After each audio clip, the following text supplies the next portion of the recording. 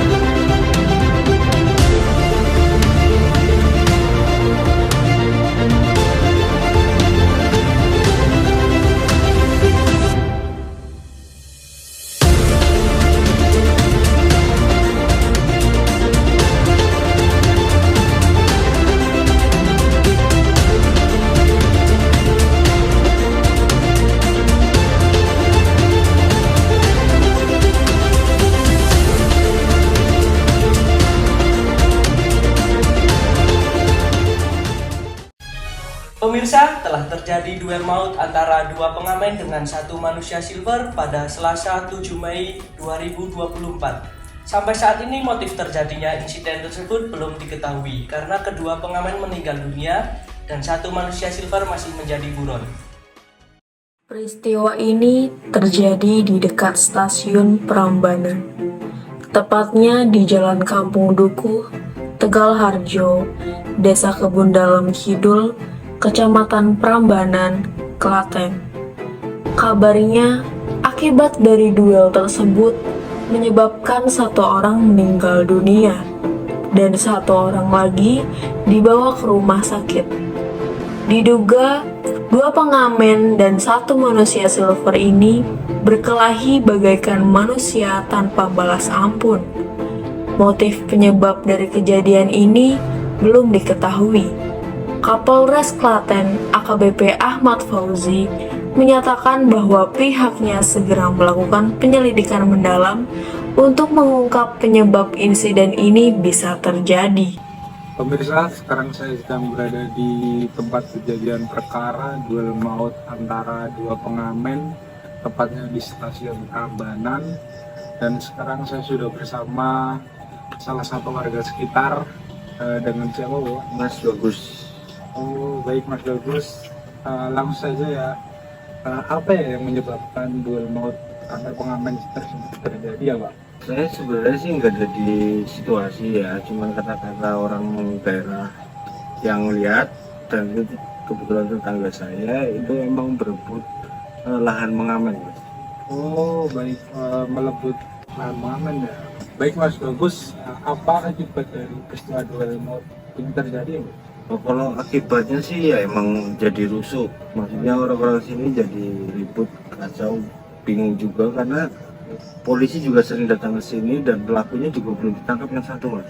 Oh, pelakunya belum ditangkap. Ya, jadinya pada khawatir orang sini juga. Iya. Untuk pelakunya sendiri kondisinya, Kalau kondisinya sendiri dari kata orang itu satu meninggal, itu ada korban meninggal, tapi aku nggak tahu orangnya daerah mana. Cuman satu itu meninggal dan satunya masih dalam DPO. baik Mas Bagus, terima kasih banyak ya. Iya, makasih Mas. Monggo.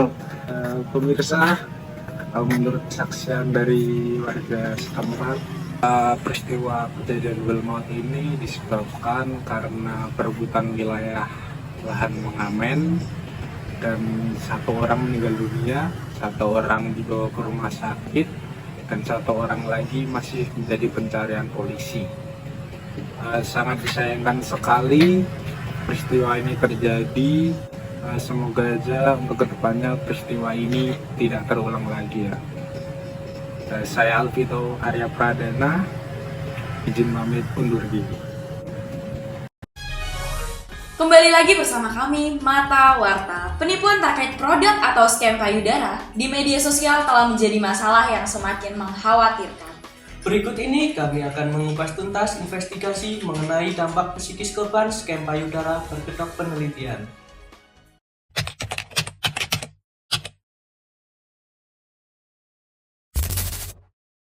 Pelecehan seksual seakan tidak ada habisnya.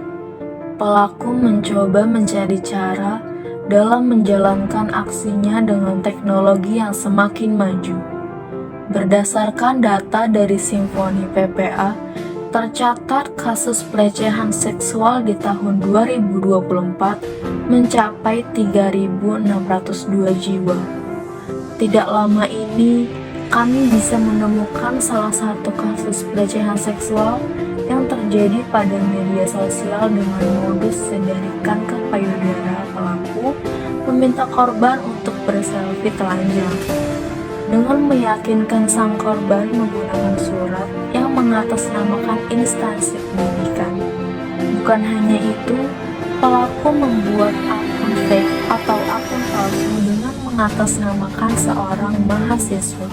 Teknik manipulasi seperti apa yang dilakukan pelaku sehingga Anda percaya bahwa riset penelitian? Awalnya saya percaya karena pelaku menunjukkan dokumen surat permohonan izin dari kampus dengan kop surat, logo, dan format, serta persetujuan yang resmi dari pihak kampus. Ia juga menunjukkan identitas ia dengan dilengkapi nomor induk mahasiswanya. Menurut Anda, apakah pelaku merupakan orang sekitar karena pelaku mengetahui apapun media sosial Anda? Atau itu hanya kebetulan saja? Menurut saya, pelaku bukan merupakan orang sekitar karena pelaku mengatasnamakan pihak kampus yang berada di Banten, sementara saya berkuliah di sebuah universitas di Yogyakarta. Dan ada rekan saya yang juga menjadi korban pelaku, namun tidak sampai ke tahap foto. Bagaimana Anda tahu bahwa riset tersebut merupakan penipuan? Dan perasaan apa yang Anda rasakan setelah mengetahui riset tersebut ternyata memang palsu? Saya mengetahui bahwa riset tersebut merupakan penipuan karena saya melihat foto saya tersebar di sebuah akun media sosial di Twitter.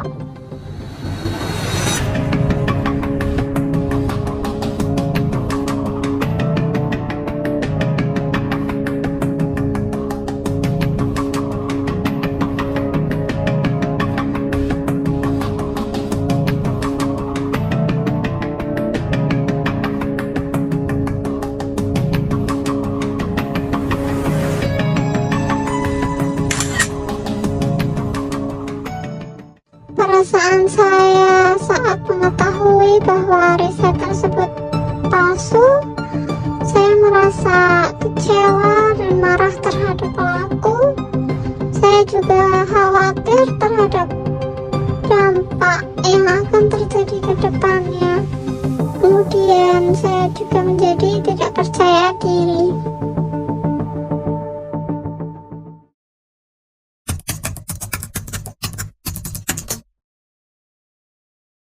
Apa yang mendorong seseorang hingga berani melakukan penipuan berkedok penelitian semacam ini ya?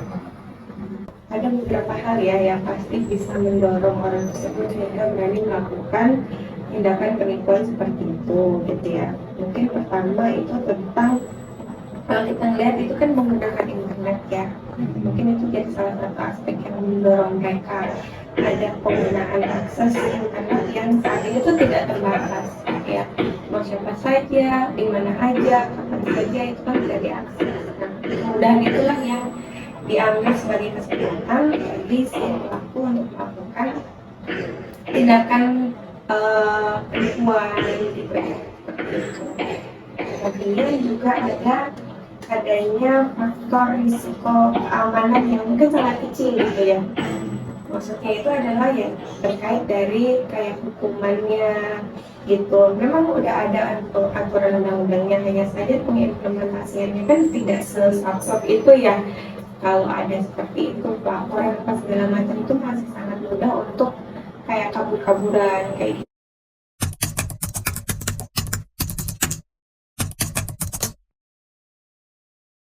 Bagaimana karakteristik psikologi dari pelaku penipuan semacam ini di kehidupan nyata ya? Apakah mereka cenderung menunjukkan sifat-sifat tertentu atau terlihat seperti orang normal biasa? Oke, kalau kita ngomongin tentang karakteristik psikologis dari pelaku gitu ya, atau profil kondisi psikologisnya gitu ya, tentu dia bisa menunjukkan pola-pola tertentu.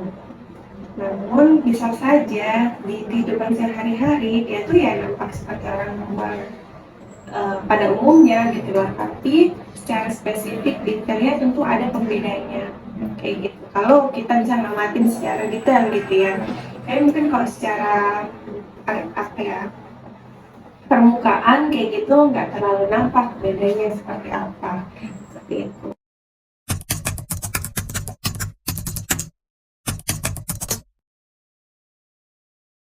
Kalau untuk korban sendiri, dampak psikologis apa ya yang mungkin dialami korban setelah menjadi bagian dari penipuan semacam ini? Apakah berdampak pada kehidupan sehari-hari si korban ini? Dampak ya pada korban, tentu itu bisa berdampak ke keseluruhan aspek hidupnya dia gitu. Jadi kalau misalnya kita lihat gitu ya, aspeknya tentu saja itu berpengaruh terhadap munculnya masalah sosial. Masalah sosial ini kan berkaitan dengan bagaimana nanti dia berinteraksi sama orang lain. Dengan adanya kejadian itu bisa saja dia memiliki kesulitan merasa percaya gitu pada orang lain, sehingga juga tentu akan mengganggu kehidupan sosialnya. Entah dia dengan keluarganya, entah dia dengan temannya, dengan pasangan, itu tentu akan terganggu. Gitu. Kemudian kalau di ranah masalah pendidikan, misalnya dia masih mahasiswa gitu kan ya, tentu itu akan berdampak ke studinya. Misalnya dari kejadian itu kan dia jadinya punya rasa malu, minder kayak gitu ya. Nah, akhirnya apa? Dampak ke perkuliahannya dia jadi banyak absennya misalnya gitu ya. Terus motivasi belajarnya kurang gitu ya, sehingga ya untuk kualitas ataupun hasil dari belajarnya pun juga pasti akan terganggu.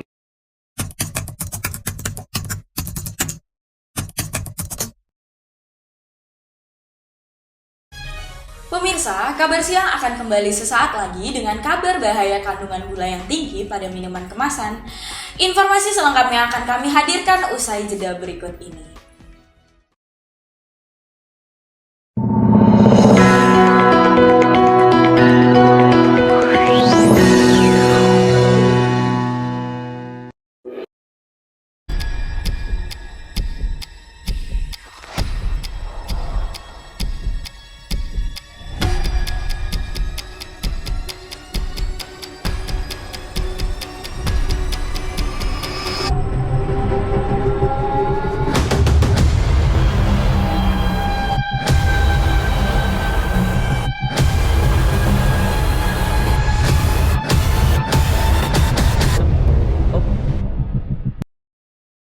This is a drama. I'm the drama. Sorbital Moisturizer rich with vitamin A for anti-aging. 5 types of ceramide, the original.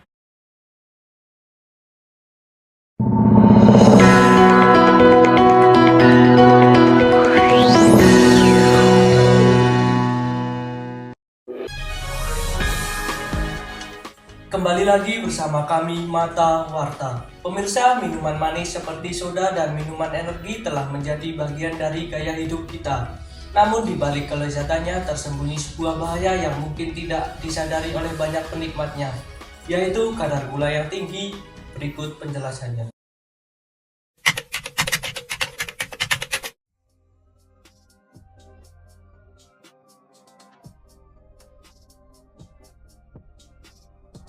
Beberapa orang mungkin mengkonsumsi gula dalam jumlah berlebih tanpa menyebabkan masalah kesehatan tertentu.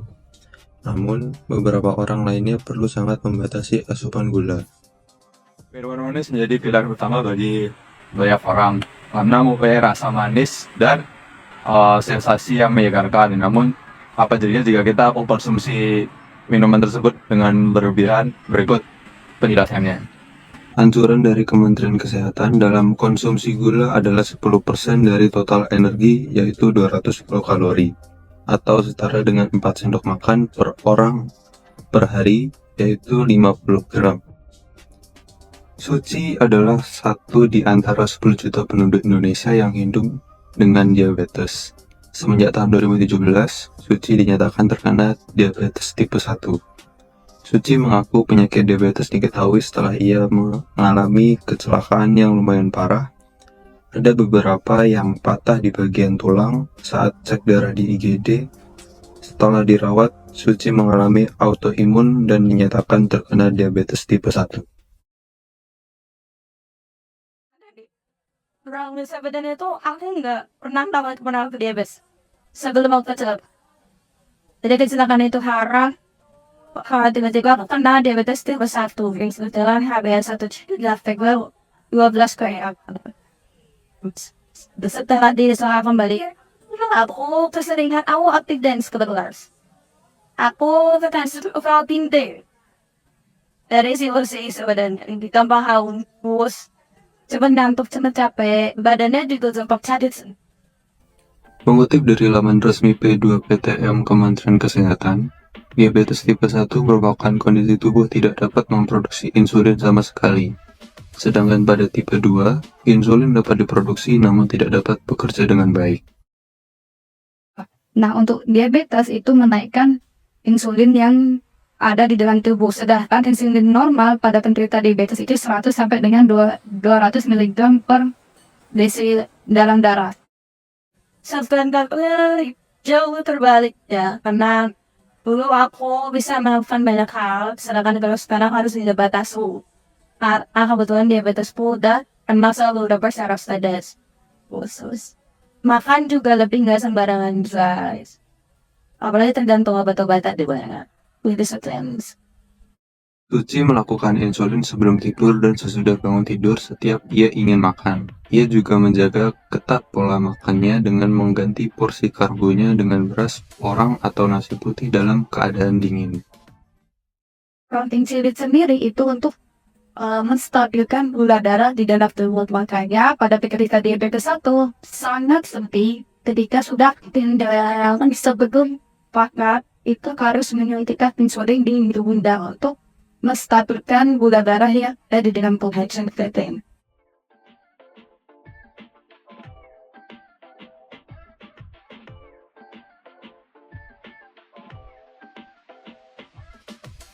Selain minuman kemasan manis lainnya, minuman bersoda telah menjadi pilihan populer di kalangan banyak orang. Tapi tahukah Anda bahwa minuman bersoda bukanlah pilihan yang bagus untuk kesehatan? Minuman bersoda mempunyai kadar gula yang tidak kalah tinggi dibandingkan minuman kemasan lainnya. Saya Raja, 21 tahun, mahasiswa pecinta minuman soda. Minuman seperti inilah yang diminum Muhammad Raja Saifan Nur sehari-hari. Raja mengaku bahwa ia mengkonsumsi minuman bersoda ini karena ia mencari kafein, tetapi ia tidak suka kopi. Untuk itu, ia beralih ke minuman bersoda. Dalam konsumsinya, di saat sedang sibuk, itu kayak pasti tiap hari. Misal, kayak lagi dikejar UTS atau UAS, dopingnya itu selalu Coca-Cola. Kecanduan dalam minuman manis bisa dibilang hampir, namun tidak sampai terkecanduan itu, dalam artian di saat suatu hari saya tidak meminum minuman manis itu kayak ada yang kurang. Jadi benar-benar harus merasakan sugar rush sebelum memulai aktivitas. Sebenarnya saya sangat aware terhadap penyakit yang disebabkan oleh minuman yang dengan kadar gula yang tinggi seperti gula darah, diabetes, dan lain-lainnya. Namun pola pikir saya pada saat itu kayak masih muda lah, udah nggak apa-apa. Tentunya bahwa waktu saat semester berapa saya lupa, di saat pasca UAS, saya mengkonsumsi minuman bersoda 2 minggu terus menerus tanpa henti. Dan pada saat pulang, saya mengalami kondisi yang namanya infeksi saluran kemih, yang dimana di saat saya buang air kecil, itu bukan air seni saja yang keluar, namun juga darah. Oleh sebab itu, saya periksa ke rumah sakit terdekat, dan gula darah lumayan tinggi, sehingga dokter menyarankan saya untuk stop minum minuman bersoda kalengan atau botolan lainnya, seperti itu. Untuk mengetahui kandungan komposisi minuman yang dikonsumsi oleh Suci dan Raja, tim Indep akan membahas lebih dalam dengan seorang ahli gizi. Dalam satu harinya, manusia itu hanya boleh mengkonsumsi gula 4 sendok makan atau setara dengan 50 gram gula pasir. Jadi kita harus tahu dulu nih, berapa sih konsumsi gulanya. Nah, untuk yang kita lihat di kemasan ini sekarang, antara Coca-Cola sama Kartindeng itu gulanya 25 sampai dengan 27 gram dalam satu kemasan. Nah, itu sudah memangkas setengah dari konsumsi gula manusia perharinya.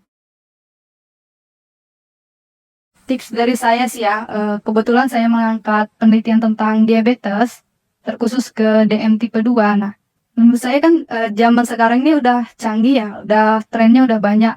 Sekarang ada pengganti dari gula pasir, yaitu gula stevia, yang mana lebih rendah kalorinya daripada gula pasir. Bahkan gula stevia sendiri itu disebut sebagai gula non-kalori.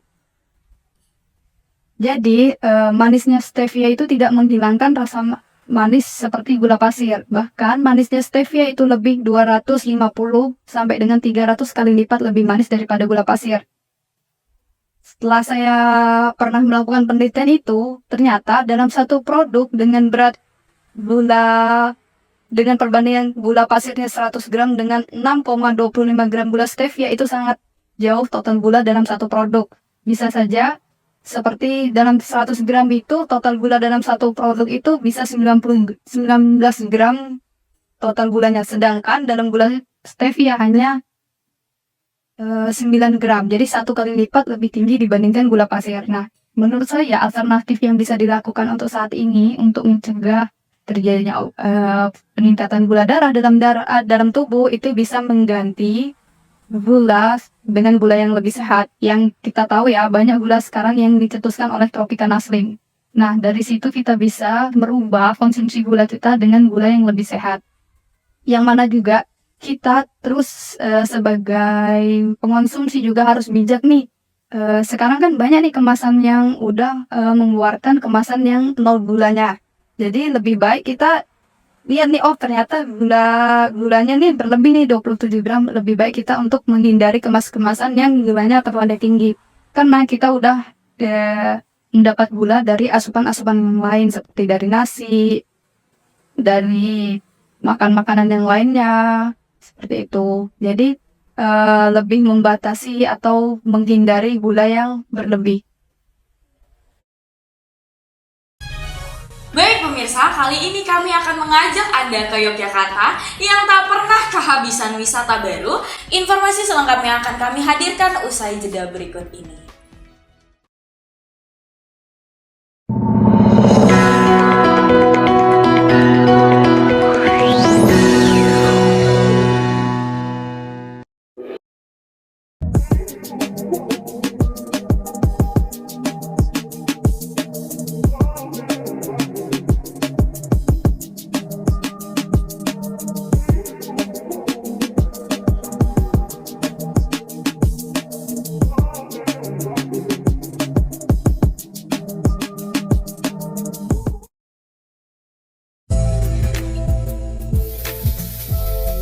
Make them want to get closer, stronger,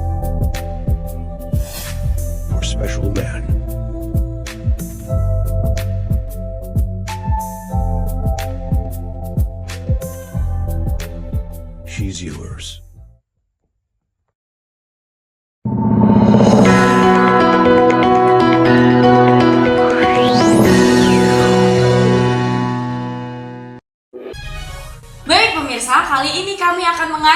Anda ke Yogyakarta yang tak pernah kehabisan wisata baru. Dan untuk mengetahui kondisi terkini terkait wisata Taman Sari Yogyakarta, telah ada Afi Nurlita Kusuma Dewi yang akan melaporkan langsung dari Taman Sari Yogyakarta. Baik Afi, gimana keadaan di sana? Baik Angel dan juga pemirsa, saat ini saya sedang berada di Taman Sari Yogyakarta. Taman Sari ini terletak tidak jauh dari Keraton Yogyakarta. Taman Sari ini banyak menarik minat wisatawan karena adanya kolam pemandian bagi Raja dan Ratu.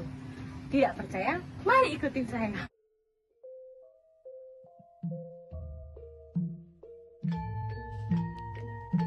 Taman Sari Yogyakarta.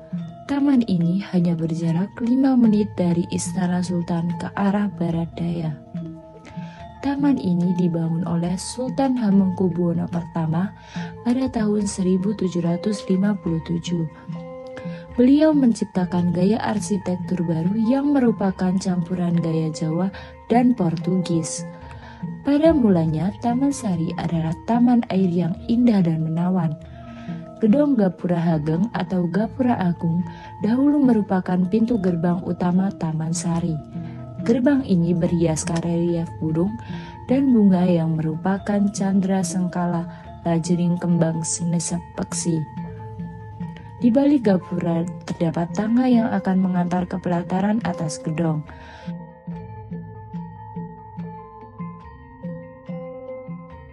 Bangunan Taman Sari yang identik yaitu kolam pemandian Raja dan Ratu serta keluarganya pada zaman dahulu. Selain itu, di kawasan Taman Sari terdapat beberapa pedagang yang menjual oleh-oleh khas Yogyakarta. Baik, saat ini saya sedang bersama warga sekitar di Taman Sari Yogyakarta. Dengan Bapak siapa?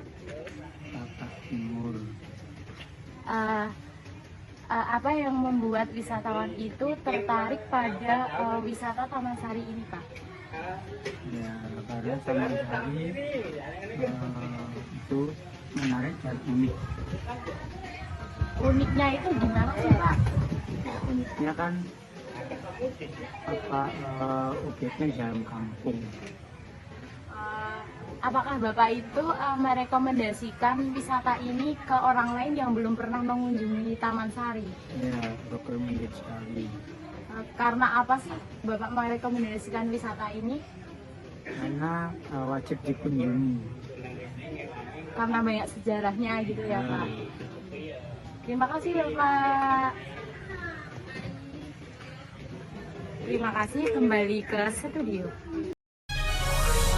Baik, terima kasih atas laporannya Afi. Itulah informasi tadi sekaligus menutup perjumpaan kita di Mata Warta siang hari ini. Berbagai rangkaian informasi akan kami lanjutkan di program selanjutnya. Untuk sementara waktu kami akhiri terlebih dahulu.